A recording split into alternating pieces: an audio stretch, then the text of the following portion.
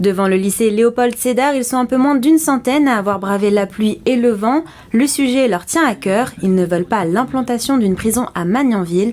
L'association Tous Mobilisés contre la prison a publié un manifeste de 24 pages afin de démontrer que le terrain est mal choisi. Déjà, premier élément, il y a une nappe phréatique sous le terrain. Une nappe phréatique et des sources vagabondes qui alimentent, je dirais, l'eau potable du Montois. Ça veut dire que si on ramène 1200 personnes sur le terrain, c'est-à-dire 700 prisonniers plus 500 travailleurs, on risque de polluer le terrain et de polluer la nappe phréatique. Autre point d'inquiétude, le projet sera construit sur une zone inondable. Avec la bétonisation en cas de forte pluie, l'association craint que le phénomène ne s'aggrave. Mais ce qu'appréhendent également les Magnanvillois, c'est le flux de véhicules que la prison va engendrer pour cette commune de 6000 habitants. On se pose de grosses questions sur les mobilités, puisqu'on nous annonce un centre pénitentiaire de près de 700 places, avec à peu près autant d'employés.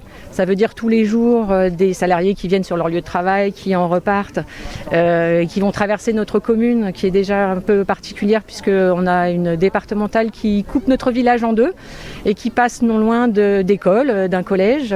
Donc on s'interroge sur le flux que ça peut représenter et la sécurité de nos habitants et de nos enfants. Pour le moment, l'heure est au dialogue et à la concertation. Les habitants et les membres de l'association ont de l'espoir. Nous, quand on a appris ça fin septembre, début octobre, tout le monde était inquiet.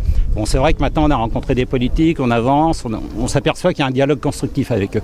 Au démarrage, c'était pas facile, la porte était fermée, aujourd'hui, les portes s'ouvrent. La future prison devra contenir 700 places et voir le jour à l'horizon 2027.